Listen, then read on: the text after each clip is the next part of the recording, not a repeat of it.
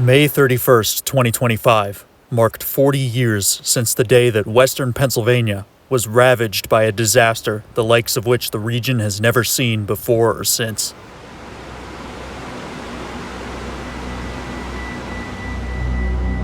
An intense outbreak of tornadoes, many of them significant to violent, as powerful as they can get. They left behind trails of horrendous devastation and memories of sights and sounds that few people have ever had the misfortune to experience.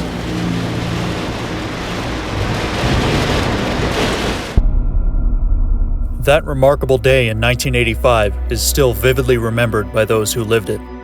In this part of the country, anything like the tornadoes of May 31st is extremely rare. In many people's minds, inconceivable. Pennsylvania is seldom the target of major natural disasters, with its temperate climate, relatively easygoing weather patterns, and stable geology. But make no mistake, they do happen. In fact, Pennsylvania has a strange legacy of weather disasters, an unsettling pattern that you could call the curse of May 31st.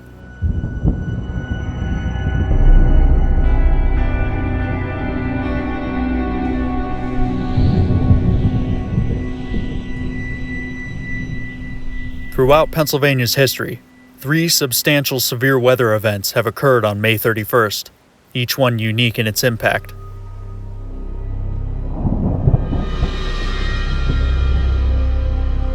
The 1985 tornado outbreak, for instance, was the most destructive tornado event in the region's history, and one of the nation's deadliest in the last 50 years. PA was struck by 21 tornadoes, out of 44 in total across Ohio, New York, and Ontario. These were far from the transient spin-ups that the area is used to. Throughout the afternoon and into the night, one large, long-track twister after another ripped across the lakeshore farmland, through the hearts of small towns and suburb communities, and into the wooded highlands of the Allegheny Plateau, defying any ideas that the mountains and river valleys would stop them. As a result, 89 people were killed, more than 1,000 others were injured, and damage totaled over $600 million. The magnitude of this event shouldn't be understated. On the old Fujita scale of tornado intensity, 6 tornadoes in Pennsylvania were rated F4, and 1 rated F5. That was the multiple vortex tornado that roared through Newton Falls and Niles, Ohio, before devastating Wheatland in PA. It remains the only tornado rated level 5 in Pennsylvania's history, for leaving behind destruction rarely seen even in Tornado Alley or the Deep South.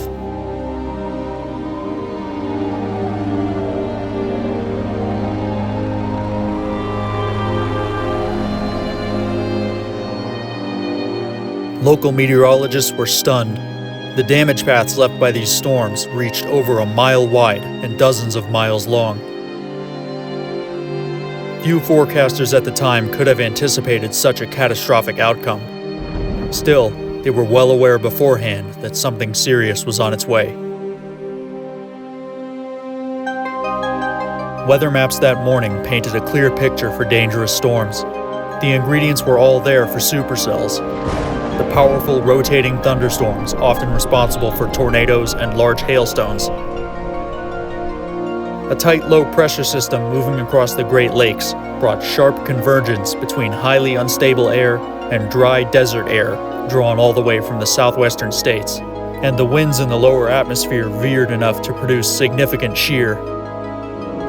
The region is no stranger to summertime storms, but the scenario on May 31st more resembled a Great Plains event, complete with a dry line and an elevated mixed layer originating from the Rocky Mountains.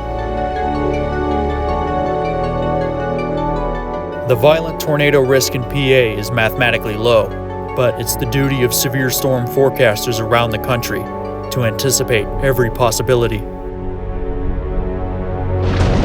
But in 1985, the watches and warnings could only get so far. The high death toll was attributed partially to the limitations of the time. Residents had no smartphones or internet, and forecasters were without the modern capabilities of Doppler radar or high-resolution weather models. Many people were caught unaware, their own senses being the only warning that danger was moments away. With the sound of a distant freight train rumble, quickly building to a jet engine roar. Its source unseen over the trees and hills until it was nearly too late.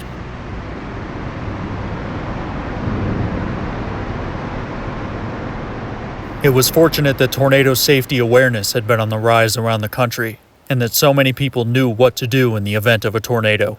Otherwise, the death toll could have been even higher. It was an unwelcome lesson in being informed and prepared for disaster, but it was one that hopefully won't be forgotten.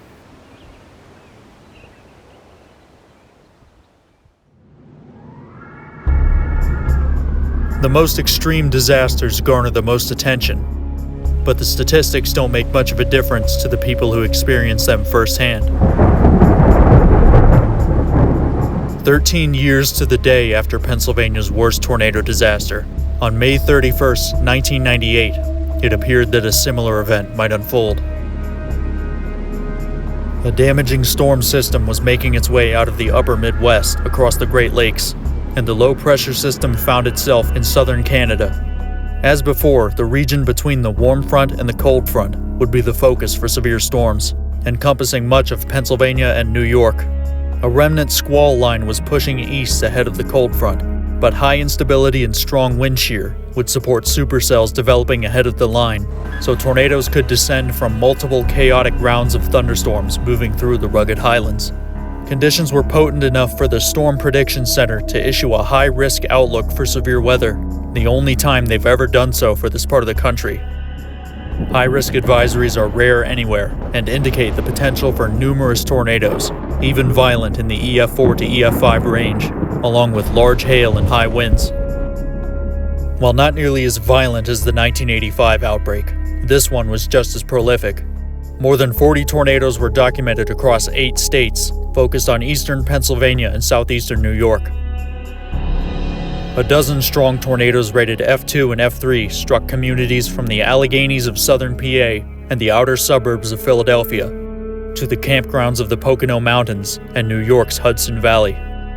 Despite many homes destroyed and close to $100 million in damage, NWS reports only 5 fatalities.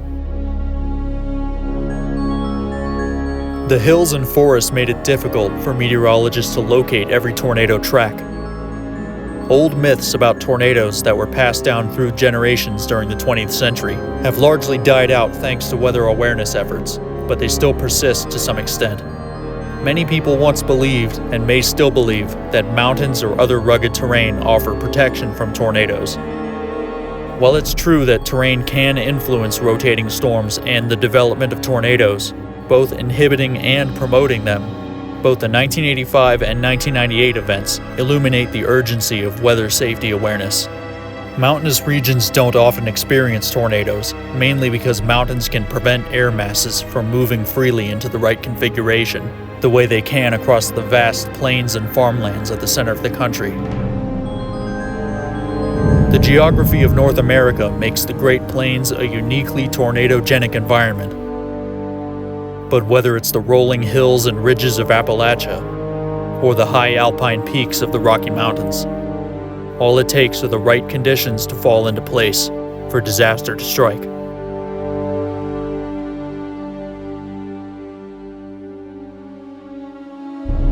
The tornado is one of the most awe-inspiring symbols of nature's volatility, especially in the United States where it strikes so frequently. But on the scale of the Earth's system, even the worst tornadoes are momentary, fleeting events with small footprints and limited impacts on society. Other events have taken far greater tolls and shaken the foundations of civilization so severely that survival necessitated permanent change and the world was never the same. Since the dawn of humanity, we've watched in existential terror as our life-giving resources turn against us and become the unstoppable instruments of our destruction. And when we examine the risks that we face from sudden disaster and the role that human decision-making has to play, we look back to May 31st, 1889, a day that has become infamous in American history, the day of the Johnstown Flood.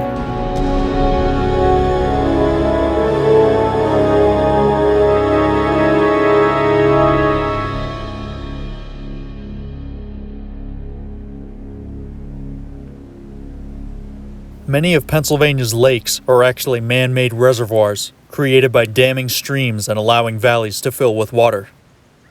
And one reservoir in the Allegheny Mountains of Cambria County no longer exists. Some disasters spend years in the making and are just as much a product of people as they are of nature. In the mid-1800s, a dam was built for a reservoir along the South Fork of the Little Conemaugh River, about 14 miles upstream through a winding gorge from the city of Johnstown. The newly formed reservoir measured about 450 acres and reached 60 feet deep, and was built to supply water to a regional canal system. The forces of industry were rapidly reshaping the land. By the 1880s, Johnstown was a city of 30,000, supported by steel mills and the ever-expanding railroad network. The state-managed reservoir had fallen into disuse and was eventually eyed for purchase by a group of wealthy businessmen in the area looking to build an exclusive country getaway. The reservoir and the surrounding land became Lake Conemaugh, its new owners establishing the South Fork Fishing and Hunting Club. Among the club's members were famous Pittsburgh industrialists Andrew Carnegie, Henry Clay Frick, and Andrew Mellon. In addition to building a lavish clubhouse and cabins, the South Fork Club chose to reconstruct the dam and re-impound the lake for fishing and boating. The original dam, designed and built by reputable civil engineers, was a 72-foot-high wedge of earth and clay protected by stone, featuring controlled iron drainage pipes and 2 spillway channels to allow the water level to be lowered during heavy rains. The new dam, however, was designed and overseen by club president Benjamin Ruff, a railroad earthworks contractor. The drainage pipes were removed and sold for scrap, and screens were placed before the spillways so the lake could be stocked with game fish. The fish screens ran the risk of becoming blocked by debris during storms, clogging the spillways. The crest of the dam was also lowered a few feet to widen the roadway across. Even the original engineered dam experienced occasional breaches and weathering. The club's reconstruction raised concerns about the new dam's stability, but they fell on deaf ears. False alarms about dam failures became a regular occurrence, and maintenance work remained an afterthought to the wealthy landowners. It was in 1889 that those concerns finally manifested.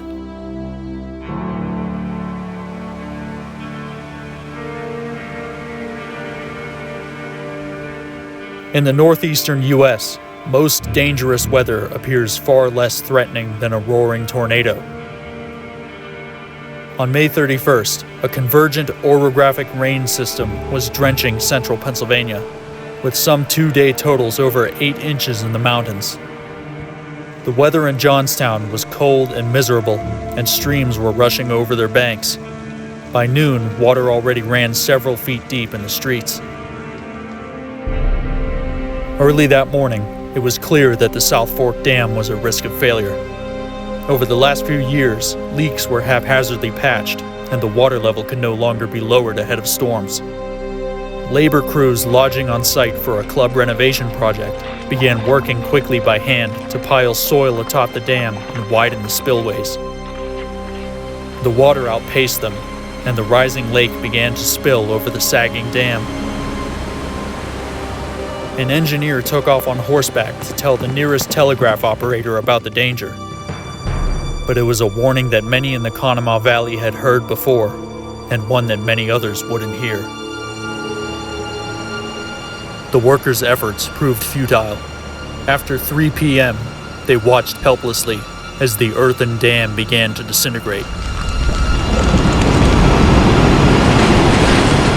Over the breach came forth a thundering torrent of water that's been compared to Niagara Falls. In less than an hour, the lake would be emptied of 20 million tons of water. The flood wave ripped heaps of trees from the ground as it rumbled past the village of South Fork, sweeping homes and farms away, moving at 40 miles per hour. 5 miles from the dam, it reached a 75-foot-high railroad viaduct, filled with so much forest and building debris that the stone archway jammed with rubble and briefly dammed the flood. When the viaduct gave way, the flood was released again, with sudden, incredible power. The sight to any of those caught in the open down the valley was that of a wall of water 50 feet high, crashing against the valley walls, scraping up trees and farm buildings like an enormous plow.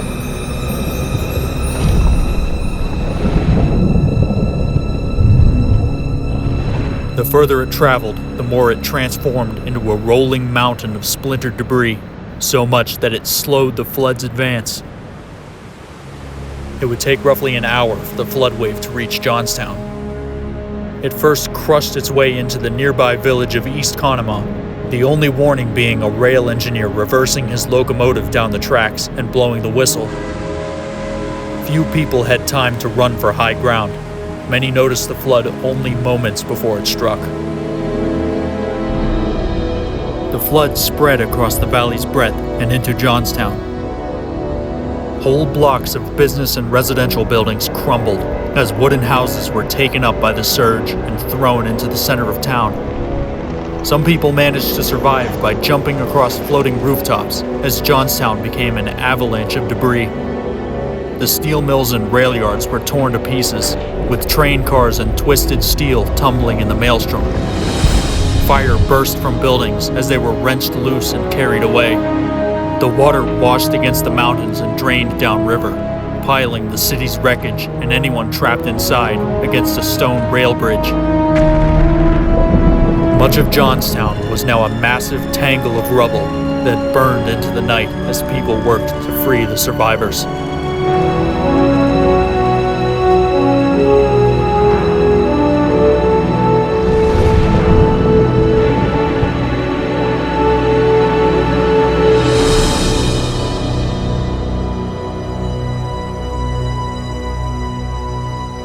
From those who witnessed the horrors of the Civil War, Johnstown was deemed the worst carnage and destruction they'd ever seen. 1,600 homes and 280 businesses were destroyed. The official death toll stood at an appalling 2,209, in what remains today the deadliest flooding disaster in American history, and one of the greatest losses of life the country has ever experienced. Victims would continue to be found for years afterward.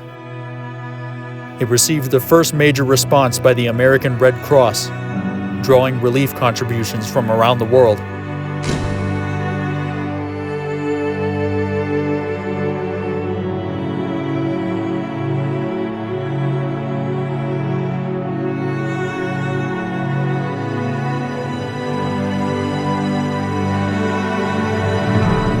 In the wake of the disaster, blame immediately fell on the elite South Fork Club for failures in building and maintaining the dam, but Gilded Age politics hampered any legal cases made against its well-connected members. Still, the issue of responsibility seemed clear as day to the rest of the country, and in the following years, U.S. states began to adopt new rulings on strict liability for harm and damage caused by negligent decisions.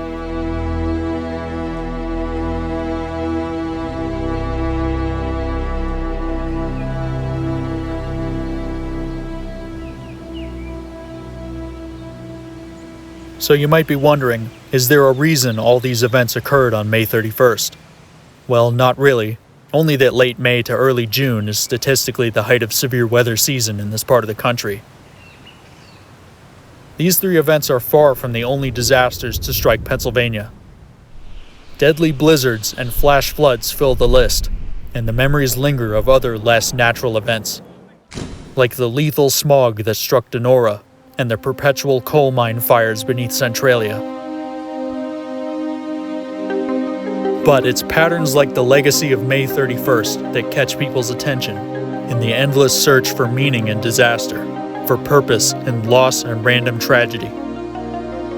While some seek answers through misguided outrage and conspiracy thought, there is still something tangible that can be taken away from every event.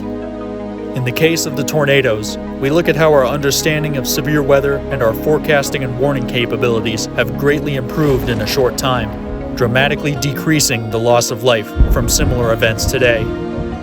And in the case of the Johnstown Flood, we learn what happens when concerns for public safety are ignored for more personal interests, a story that has played out all through history and still rings true in the present day. The meaning that we can draw from disaster is to learn, to investigate weaknesses, to correct shortcomings, and to explore possibilities, in the hope that the future could only be better.